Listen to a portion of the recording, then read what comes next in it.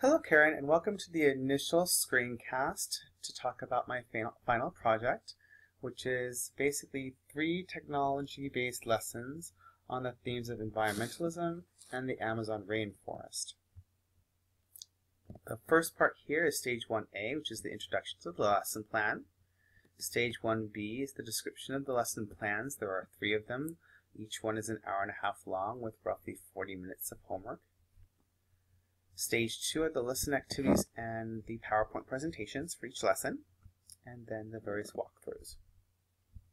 So let's begin with the introduction to the lesson plan. And we'll open up the PDF file. So the title of this is, once again, developing 3 technology-based lessons on the themes of environmentalism and the Amazon rainforest. So the scenario for which I've chosen to devote these lessons is a response to the need for supplementary materials to coincide with the initial unit of the textbook Imagine, which is geared for the 9th grade.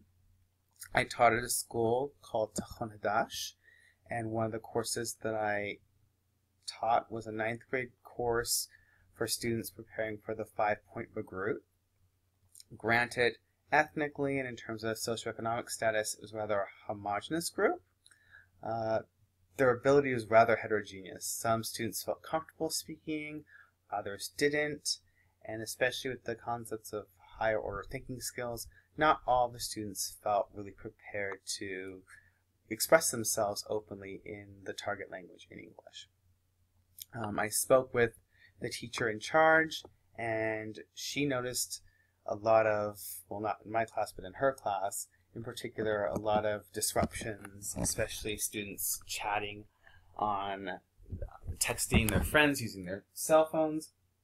So I jumped on this opportunity to base all of my activities for this class and to gear it towards these particular students, getting them engaged and getting them to participate in class. So the rationale for these lessons is here. It's to provide supplemental and supportive materials and activities to promote positive and interactive learning experiences with the assistance of technological tools. Now, once again, my target audience for these lessons is 35 9th graders in an advanced EFL class. They're currently at the intermediate level, according to the revised English curriculum. Once again, they're primarily middle class and upper middle class, Jewish background. Since they're no longer busing students from other parts of Tel Aviv, that aspect is rather homogeneous. So, despite the fact that they're homogeneous, their abilities to communicate in the language, to write in the English language, are all varied. So, the point of these lessons, again, is to make them feel more comfortable reflecting on global issues, in this case environmentalism and deforestation in the Amazon rainforest. So next, let's talk about the learning goals and objectives. There are 4 learning goals and objectives in terms of categories: linguistics, cognitive, social, and affective. And the linguistic goal of the lesson is to expand students' lexical repertoire, basically improving the vocabulary and allowing them to use it in context. For the cognitive goals, those are to develop students' lower and higher order thinking skills. The target domain for the lessons is access to information, and that is by providing them with various oral and written texts, a wide range of printed and digital media, and for students to make use of them for a variety of purposes. For students to understand the general meaning and main ideas and supporting details in the text, and use this knowledge as needed, and to interpret information from visual data such as graphs, diagrams, and maps. And one of the tools that I absolutely love for this particular domain is ThingLink, which I can use a graphic like a pie chart, and you'll see a graph, and integrating questions and video, allowing students to tap into those higher order thinking skills while looking at a visual.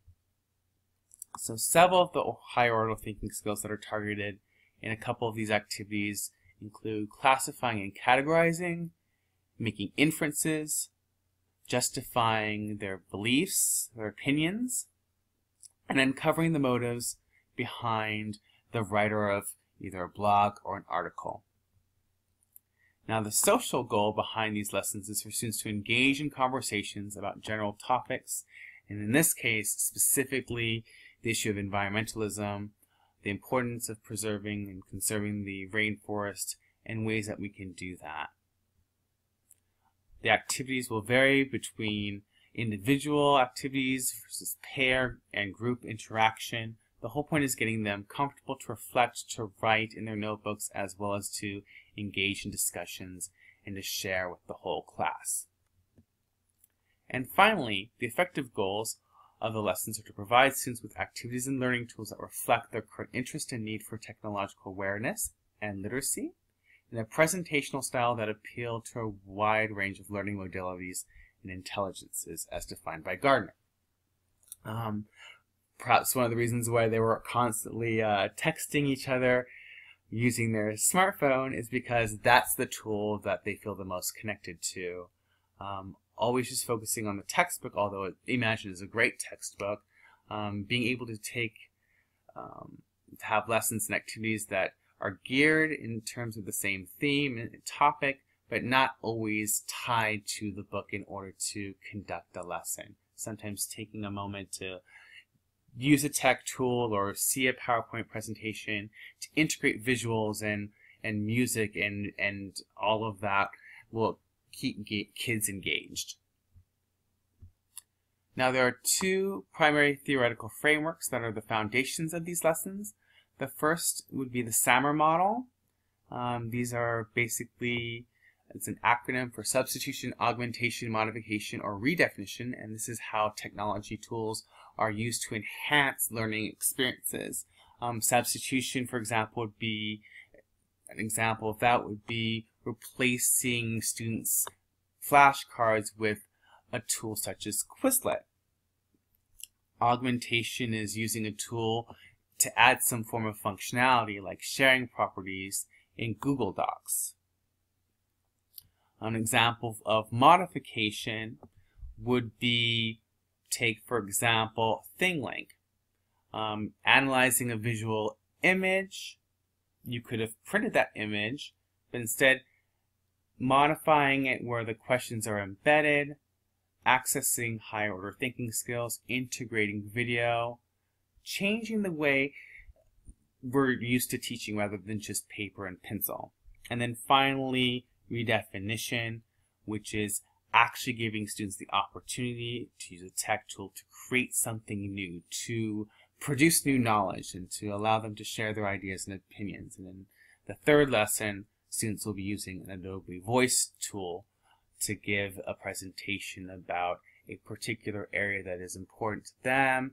For example, for the lessons, we use the Amazon rainforest. The students can use other locations that they feel should be protected from development and give reasons for that. The second key framework connected to these lessons is the TPACK model, which stands for Technological Pedagogical Content Knowledge. Of course, we know as teachers, content knowledge is our awareness and of our content, of our subject. Pedagogical knowledge deals with our understanding of the processes and practices or methods of teaching and learning. And then technology is our awareness, technological knowledge is our awareness of the various tools and the changing and adaptable technological tools that change constantly, always being up to date. So what I've learned thus far is going to continuously change as new tools are invented. But it's thinking about it in a way that they're interconnected.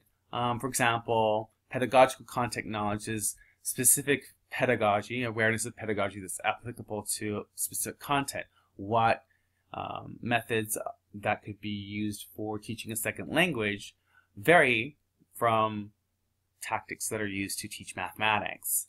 In terms of technological content knowledge, it's understanding the manner in which technology and content influence and constrain each other. So, in other words, knowing what tech tools work best for the subject being taught. And then for technological pedagogical knowledge, it's understanding how teaching and learning can change when particular technologies are used in particular ways. So, layman's terms, is knowing which tech tools should be used in your particular field or your particular subject, and how they can be used to facilitate learning in your students. All of this interplay together in what is technological pedagogical content knowledge, and that is using technological knowledge, pedagogical knowledge, and content together to have appropriate and effective sound lessons using the tech tools that are available to us today. So looking at technological, pedagogical, and content decisions, due to the wide variety of goals I hope to achieve in these lessons, I selected several tools that have diverse functions to keep students engaged throughout the unit. The Quizlet vocabulary sets and activities, tests, and games serve to increase students' vocabulary while also providing ways in which students can assess their retention of both individually or in pairs. The Kahoot and Jeopardy games serve as a whole class check for understanding tool that can be used for either vocabulary or content at the end of the lesson or at the midway point. ThingLink is a tool that I believe really allows teachers to turn images into learning experiences that are multimodal, as one can integrate video and audio, as well as tap into higher order thinking skills, as students analyze graphic data and interpret the meaning behind them. The QR codes were used as a means to make students access to tools like the Adobe Voice presentation that I created, and the infographic on medicines and the Amazon more efficient, just more applicable and easier for students to access, either in class or outside of class using their mobile device. Each lesson has a corresponding PowerPoint presentation in which activities and tools are hyperlinked to create an interactive feel in the classroom and help students feel involved in the learning process. Furthermore, each lesson began with some form of warm-up, either based on introductory questions that students reflected on and then discussed with the partner before sharing with the whole class, or on homework tasks that were influenced by the flipped classroom approach.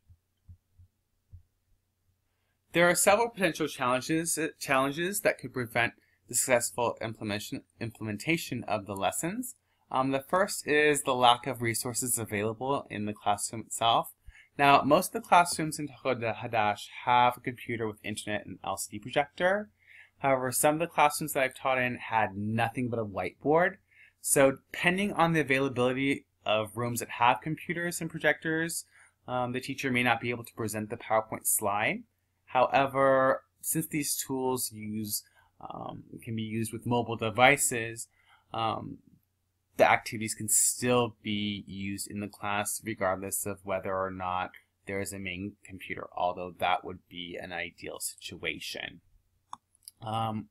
Another challenge is to provide fair access to tech tools in the lesson for students of low SES, or for some reason or another they do not have a smartphone or access to computers at home to complete homework assignments. And one way to curb this potentially embarrassing fact for many students is to keep track of students who do bring their smartphones and pair them up with students who may or may not possess them in a way that just allows you to have some form of confidentiality and respect for those students who may not have the privilege to have a mobile device. And then another challenge may be to convince students that what they are doing is relevant because they may have never experienced using mobile learning tools prior to the school year. Students may feel uncomfortable using new tools like ThingLink and Edpuzzle due to novelty, and some might not take the assignment seriously. So don't be surprised if only half the class finishes the flipped classroom activities, unless the lesson is scheduled for a later date and the students have more time to do them. So keep that in mind. It's a process. Students have to then integrate this new idea of using their mobile devices as part of their learning culture. And as I only have about 30 seconds left, I'll conclude with this as being part of the introduction to the lesson, and the following screencast will be a step-by-step guide to the PowerPoints and the activities for each lesson.